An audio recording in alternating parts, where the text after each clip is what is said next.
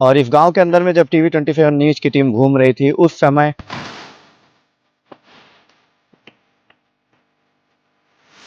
घर को भी गिरा दिया गया। और यहाँ सब चीज की कमी, रोड के, पानी के, बिजली। वे कहाँ लेके जा रहे हैं आप लोग?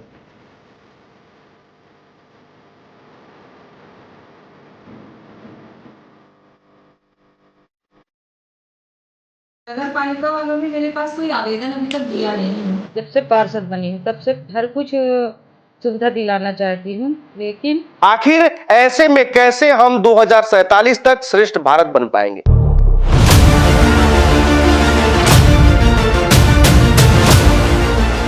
नमस्कार, मैं नीरज द्विवेदी और आप देख रहे हैं एमपी अजब है, एमपी गजब है।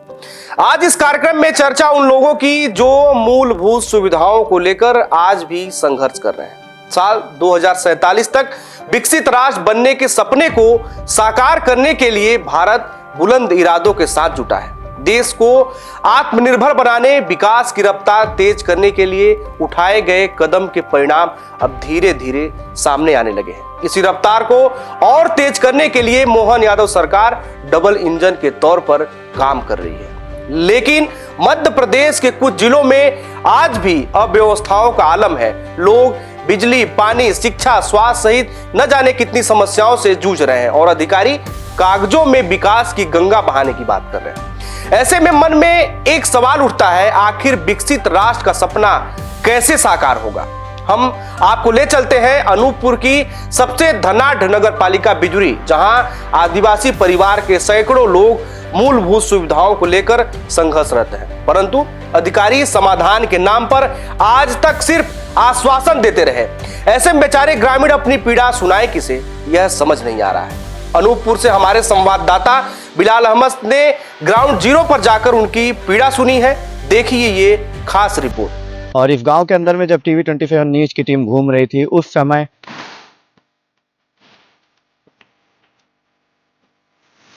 घर को भी गिरा दिया गया। और यहाँ सब चीज की कमी, रोड के, पानी के, बिजली। वे कहाँ लेके जा रहे हैं आप लोग?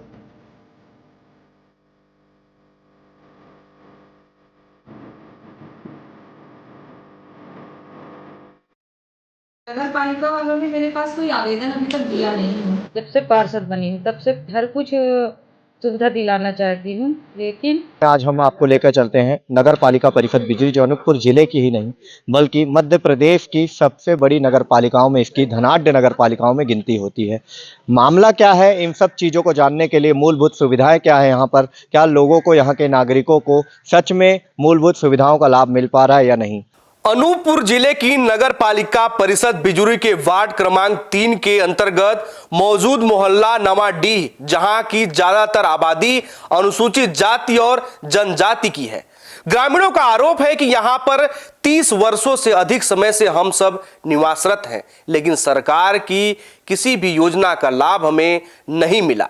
बुनियादी सुविधाओं का जायजा लेने जब टीवी 27 न्यूज की टीम पहुंची तो पाया कि न सड़क है न पानी की समुचित व्यवस्था।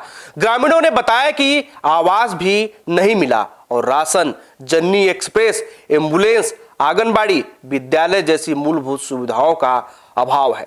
कुछ महिलाओं ने बताया कि केंद्र सरकार की अति महत्वाकांक्षी योजना उज्ज्वला योजना जैसी सुविधाओं का लाभ भी नहीं मिल रहा है। और क्या आप लोगों को यहाँ पर किस चीज की कमी लग रही है? सब चीज की कमी है। अच्छा। सब चीज के, रोड के, पानी के, बिजली के, सब के है जी। कोई भी यहाँ सुविधा नहीं है। घर भी बनाए तो आगी लगा देते हैं घर में। अच्छा, आगे कौन लगा देता है? जंगल वाले आते हैं तो जो फारिश घाट है तो आपके घर को आग लगा दी? हाँ, आग लगा दिए। सही में आपके घर को आग लगा दी? सबके घर को आग लगाए थे पहले, जब बसे हैं तो ना। अच्छा। पहले लगाए थे आग, जब शुरू में बसे हैं तो सब घर में आग लगाए थे। तो आग लगाने के बाद आप लोग फिर यहाँ पर फिर भी हम रहे हैं। अच्छा। हाँ, खोड़हर मड़ैया बना के अभी हमारा। कौन कौन है आपके घर में? मेरे घर में पति नहीं है, 2 लड़के हैं। क्या हो गया? खत्म हो गए। अच्छा, खत्म हो गया। उसके बाद भी आपका घर गिराया? हाँ। अच्छा, घर गिराया गया। रोड वगैरह की समस्या है? रोड वगैरह की समस्या सब पूरी ऐसे है कि कांदों की चिला में रेंग रहे हैं। आप लोगों को प्रधानमंत्री आवास योजना का लाभ मिला? नहीं मिला। नहीं मिला। तो यहाँ के अध्यक्ष और यहाँ के विधायक मंत्री आए? आओ थे, बाकी आओ थे वहाँ से, पर यहाँ बनने नहीं देते हैं। कौन बनने नहीं दे रहा है? फारिश घाट। तो यही समस्या है अब रोड का। मवेशी को चरने को यहाँ नहीं मिल रहा है, पूरा पेंशन करा रहे हैं जंगल विभाग। न पानी का साधन है, कुछ भी का रोड का न कुछ का साधन ही नहीं है, न लाइट न बत्ती का कोई साधन नहीं। प्रधानमंत्री आवास योजना आपको मिला है क्या? कुछ नहीं, नहीं मिला है। नहीं। तो कैसे रहते हैं आप लोग बरसात और ये अंधेरे में रहते हैं। अच्छा, चाहे सांप घुसे बिच्छी घुसे, उसका कोई वो नहीं है सरकार को। क्या समस्या आ रही है? क्या आप लोग कहाँ गए, किस मंत्री, किस विधायक और किस अध्यक्ष के पास गए, कलेक्टर के पास गए या नहीं, सारी चीजों को आप बताएं। हमने कलेक्टर जी के पास गए, तहसीलदार जी के पास गए। तहसीलदार एक बार आके यहाँ बैठक लिए भी थे 2018 में लिए थे, देखे ताके सब कुछ किए। और उसके बाद यानी कि हम लोग अध्यक्ष के पास जाते हैं। अब मंत्री जी के पास, अभी हमारे तत्काल वर्तमान में मंत्री जी हैं हमारे दिलीप जायसवाल जी, उनके पास गए और उन्होंने क्या कहा? उन्होंने बोला कि हम आप लोग को वन अधिकार पट्टा दिलाएंगे, क्योंकि हम वन फॉरेस्ट में हम लोग बसे हुए हैं। सन 80 में हम लोग कब्जा किए हैं, 94 हम लोग कोतमा न्यायालय में पेशी चला है और शहडोल न्यायालय में पेशी चला। अच्छा, यहाँ पर किसी घर को आग भी लगा दिया? हाँ, यहाँ पूरे सब लोग के घर में पहले शुरुआती दौर में पूरी आग लगा दिया। कई बार आग फॉरेस्ट के द्वारा आग लगा दी गई और उसके बावजूद भी हम लोग डटे रहे। और फिर उसके बाद उपरांत हमारे ऊपर केस हुआ। केस होके 24 आदमी हम लोग ने अंदर कर दिया। वहीं अनूपपुर जिले के बिजरी नगर पालिका की अध्यक्ष का कहना है, हम तो सारी सुविधाओं को लोगों तक पहुंचाना चाहते हैं, लेकिन जहां यह लोग निवासरत हैं वह भूमि वन विभाग की है और हमारे द्वारा किए जाने वाले कार्यों में वन विभाग आड़े आ रहा है। मैं वहाँ 7 साल से पार्षद हूँ, अभी वर्तमान में अध्यक्ष भी हूँ। वहाँ मैं 7 साल से, जब से पार्षद बनी हूँ तब से प्रयासरत हूँ कि मतलब वहाँ के लोगों को पानी मिले, रोड मिले, स्कूल मिले, लाइट मिले, हर कुछ सुविधा दिलाना चाहती हूँ। लेकिन फॉरेस्ट का इनोसी ना होने के कारण हम कुछ भी वहाँ मतलब सुविधा नहीं दे पा रहे हैं। हम प्रयास भी कितना भी करते हैं, अपना जेसीबी ले जाके बराबर करवाते हैं, गर्मी के सीजन में करवाते थे और वहाँ पानी टैंकर के माध्यम से पहुँचवाते थे। क्योंकि इस बार अब ऐसा फॉरेस्ट ने वो कर दिया है कि हम वो भी नहीं कर पा रहे हैं और टैंकर से पानी भी नहीं भिजवा पा रहे हैं। अच्छा, फॉरेस्ट विभाग ने वहाँ पर कुछ घरों को गिरा भी दिया? कुछ घरों को गिरा भी दिए हैं और जो भी रहा वहाँ जो अपना रखे थे 2, 4, 6 गाय रखे थे, उनका चरने का कोई व्यवस्था भी नहीं है। सभी जगह फिनिशिंग वगैरह करा रहे हैं और उनका घर भी गिरा रहे हैं। जबकि वन विभाग से बातचीत में पता चला कि नगर पालिका के द्वारा आज तक समस्याओं को लेकर किसी भी तरह का आवेदन हमें उपलब्ध नहीं कराया गया है। नगर पालिका वालों ने मेरे पास कोई आवेदन अभी तक दिया नहीं है। जिस संबंध में आप बात कर रहे हैं कि नवाडी के संबंध में, तो नवाडी में लोग रह रहे हैं, उनका आवेदन मेरे पास आया है कि उनके यहाँ पर सड़क, पानी, बिजली इत्यादि की समस्याएं हैं।